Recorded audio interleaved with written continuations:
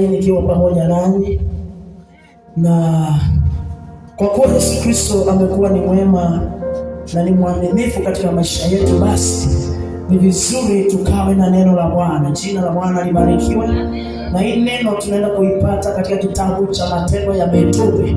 Tunapata neno la Bwana katika kitabu hicho cha Watume ama Mitume 9 mstari huo wa 35. Na nitasoma katika jina la Yesu Kristo mwana wa Mungu aliye hai. Neno la Bwana inasema ya kwamba na watu wote waliokaa Linda na Sharoni, yaani watu wanaokaa Kajiado na Majengo, wakamwona, wakamgeukia Bwana Petro akiwa Linda na Yafa. Na mwanafunzi mmoja alikuwepo Yafa, jina lake Tabitha, tafsiri yake ni Dorkasi, yaani paa. Mwanamke huyu alikuwa amejaa matendo mema na sadaka alizozitoa. Ikawa siku zile akaugua akafa. Hata walipomkwisha kumwosha wakamweka orofani. Na kwa kuwa mji wa Lida ulikuwa karibu na Yafa, nao wanafunzi wamesikia ya kwamba Petro yuko huko, wakatuma watu wawili kwake kumsihi na kusema, usikawie kuja kwetu. Petro akaondoka akafuatana nao. Alipofika wakampeleka juu orofani. Wajane wote wakasimama karibu naye wakilia na kumwonyesha zile kanzu na nguo alizozishona Dorkasi wakati ule alipokuwa pamoja nao. Petro akatoa nje wote, akapiga magoti, akaomba. Kisha akaelekea yule maiti akanena, Tabitha, ondoka. Naye akafungua macho yake, na alipomwona Petro akajiinua akaketi. Akampa mkono akamwinua. Hata kisha kuwaita wale watakatifu na wajane akaweka mbele yao. Ali yu hai. Ikajulikana katika mji mzima wa Yafa, watu wengi wakamwamini Bwana. Basi Petro akakaa huko siku kadha wa kadha Yafa, mbali mwa mtu mmoja jina lake Simoni, mtengenezaji wa ngozi. Jina la Bwana libarikiwe jioni ya leo. Katika revival hizi wapendwa, ni kwamba Yesu Kristo anatupenda. Bwana Yesu asifiwe. Tunapata habari katika kitabu cha Watume ya kwamba kulikuwa na mtume mmoja ambaye alikuwa anaitwa Petro, ama alikuwa mtumishi wa Mungu, na alikuwa katika kule nchi zile za Yafa. Na mji mmoja ambaye kulikuwa na mwanamke aliyekuwa anaitwa Dorkasi ama Tabitha, na jina lake maana yake ilikuwa ni yaani kupaa, yaani kuwa pale juu. Jina la Bwana libarikiwe.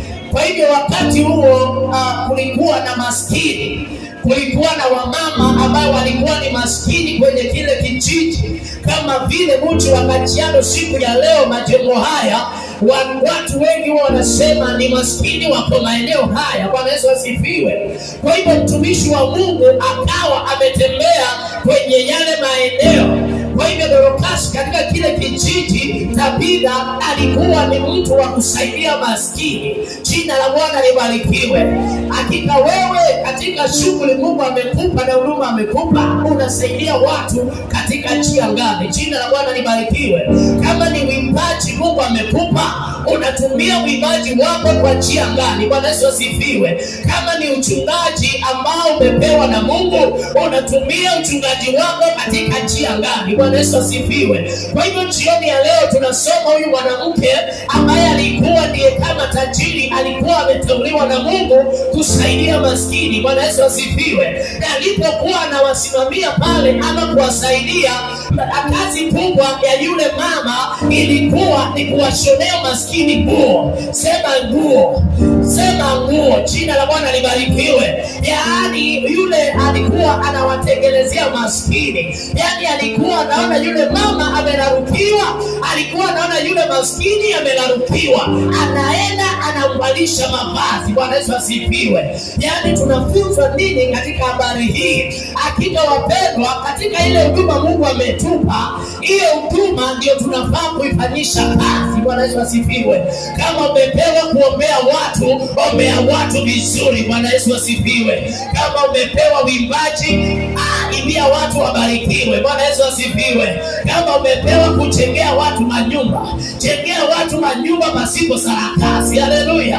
Kama umepewa kutibu watu ukiwa na daktari, tibu watu vizuri pasipo kuongwa. Bwana Yesu asifiwe.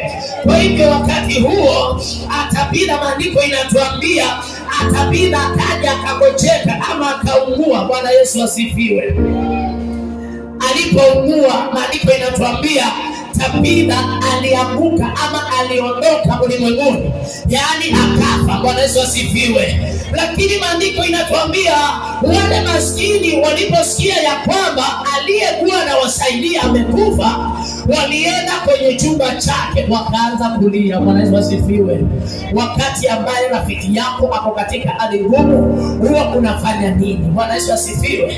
Wakati ambaye umetumwa na Mungu ukaombea mgonjwa ambaye ako mahali, huwa unaenda kumwombea ama huwa unaenda kumwombea afya. Bwana Yesu asifiwe. Kuna watu ambaye wana roho tofauti, badala ya kwenda kutenda mema wanaenda kutenda mabaya. Bwana Yesu asifiwe. Na katika revival hizi, wacha Bwana atusaidie. Haleluya. Pigia Kristo makofi mazuri. Yaani Bwana atusaidie tusiwe watu wa kwenda kuua badala ya kupea uhai. Haleluya. Kwa hivyo maandiko inatuambia wakati yule mwanamke alipokufa, ama alikuwa mwanafunzi alipokufa, maandiko inatuambia walimpandisha pale juu kwenye ghorofa. Haleluya. Yaani baada ya kumuosha walimweka pale juu na wakamfunika vizuri. Bwana Yesu asifiwe.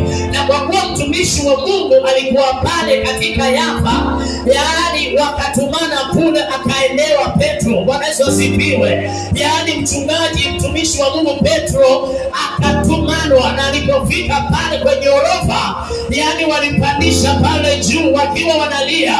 Wakamuuliza, sasa Petro, angalia, huyu alikuwa anatusaidia, huyu alikuwa anatushonea manguo, na sasa hayupo tena, tusaidie. Bwana Yesu asifiwe. Ni mara ngapi unapopatwa na shida unaenda katika nyumba ya Mungu ama kwenye mtumishi na kumwambia, Bwana, naomba unisaidie. Bwana Yesu asifiwe.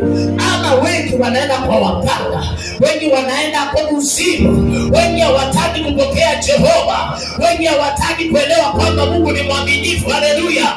Lakini hawa maskini, kwa kuwa hawakuwa na pesa ya kwenda kwa waganga, hawakuwa na pesa ya kuendea majini, hawakuwa na pesa ya kwenda kufanya lolote, walitumana mtumishi wa Mungu. Bwana Yesu asifiwe. Yaani kwenye ufufuo huu wa revivals, maandiko inatuambia ya kwamba ni vizuri wapendwa, tujaze na roho ambaye Mungu ameachilia ndani ya kanisa. Haleluya. Pigia Kristo makofi mazuri. Hatuhitaji kwenda kwa waganga, hatuhitaji kwenda kwa wachawi, hatuhitaji kwenda kwa Freemason, hatuhitaji kwenda kwa Illuminati, kwa kuwa Mungu wetu ana uzima. Sema haleluya. Yaani Mungu wetu ako na uhai. Haleluya.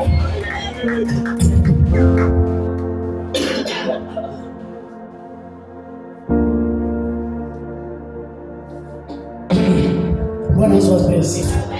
Yaani si kawaida wapendwa, si kawaida hata kidogo. Imegharimu mkono wa Bwana. Bwana Yesu asifiwe.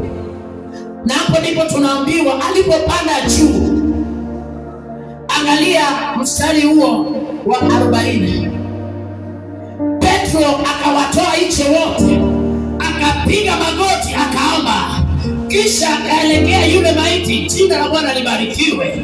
Yaani hao maskini walikuwa na imani. Sema imani. Walikuwa na imani ya kwamba huyu msaidizi wao atafufuka. Haleluya. Hivyo walivyokuwa na imani, nataka na wewe jioni ya leo ukuwe na imani. Siku ya leo kuwa na imani. Haleluya. Kuwa na imani ya kwamba maisha yako itafufuka. Kuwa na imani ya kwamba ndoa yako itakuwa sawa. Kuwa na imani ya kwamba kazi ya mikono yako itafufuka. Bwana Yesu asifiwe. Maandiko inatuambia akapiga magoti Petro, akaomba, kisha akaelekea kwa yule maiti. Alipofika kwa yule maiti, maandiko inasema akanena na akasema, Tabitha, ondoka uende. Haleluya. ni shida gani uko nayo? Ni pingamizi gani ambayo uko nayo mpendwa? Hiyo pingamizi jioni ya leo mwambie Bwana Yesu iondoke katika jina la Yesu. Haleluya. Ninakusaidia jioni ya leo. Hiyo shida ambayo imekufunga, yaani unaona ni kama umeisha. Haleluya. Jioni hii ya leo iondoke iende. Haleluya. Haya magonjwa ya siri ya mwilini iondoke. Hebu nisikie watu wanapiga Yesu Kristo maombi mazuri. Nisikie haleluya. Semeni haleluya. Si kawaida.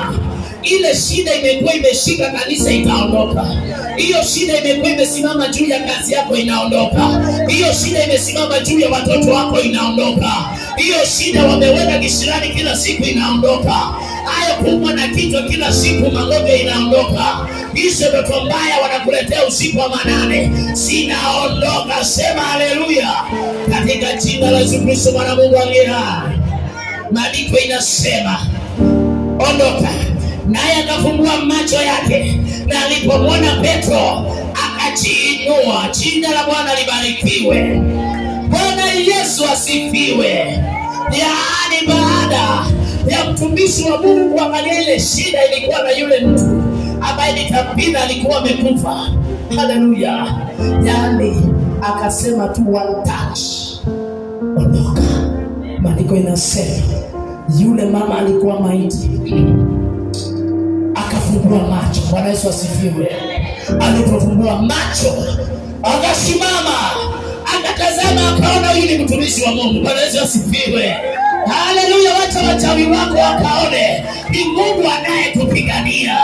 Wacha wanayepigana na maisha yako wajue sio wewe ulikuwa unajipigania. Kumbe kulikuwa behind you and in front there was the power of the living God. Haleluya. Kwenye revival hii nione watu wamefufuka na Yesu Kristo. Bwana Yesu asifiwe. Kwa kuwa hakika wapendwa, si jambo la kawaida. Kuna ushindi usio wa kawaida. Kuna nguvu za Bwana zisizo za kawaida. Bwana Yesu asifiwe.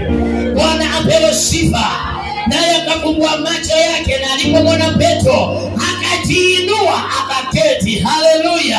Hatutainuliwa na watu wengine. Bwana Yesu asifiwe. Hakuna mtu atakuja kushike mkono itakwambie simama simama akusaidie ndio akuseme kesho. Hapana. Yaani ni sisi tutajiinua baada ya kupokea Bwana Yesu Kristo na kupata majibu ya Yesu Kristo. Baada ya hivyo tunajiinua wenyewe. Haleluya. Yaani hakutakuwa na masengenyo tena. Haleluya. Hakutakuwa na majingamo tena. Haleluya. Wapendwa, kuna kuinuliwa tena na Mungu. Basi akampa mkono akamuinua. Haleluya. Ninakushika mkono wako kirohoni. Bwana Yesu asifiwe. Nakushika mkono wako katika roho. Ninakuinua katika hiyo hali wamekufunga nayo. Bwana Yesu asifiwe. Hiyo hali wamekufunga nayo, ninakushika mkono wako na ninakuinua. Hiyo shimo walimuweka Yusufu, walidhani ya kwamba hatatoka, lakini Msamaria mwema akapita pale. Haleluya. Yusufu akaondolewa kwenye ile shimo na baadaye akawa ngama. Nasema haleluya. Mimi sitakuwa vile adui walipanga. Mimi ninaenda kubadilika na kuwa wa maana katika maisha yangu. Sema haleluya. Yaani wamama mutakuwa vile adui wenu walipanga. Wazee mutakuwa vile maadui walipanga. Yaani tunakuwa vile Mungu anasema. Haleluya. Kanisa la Bwana tutakuwa vile Mungu anavyotaka, bali si vile wapiga Kristo wanavyotaka.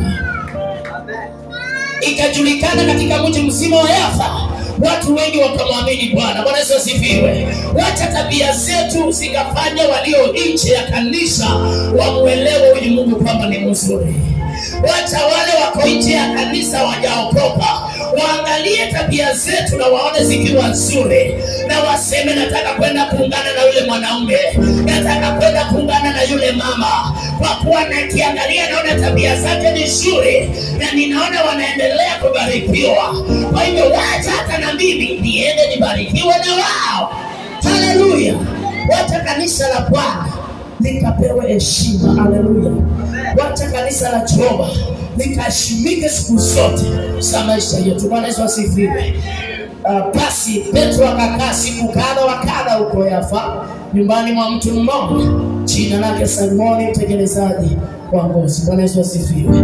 Kwa hivyo katika ufufuo huu wa Yesu Kristo, wacha Bwana akubariki na wacha Bwana akuinue na maisha yetu yakawa ni ya baraka.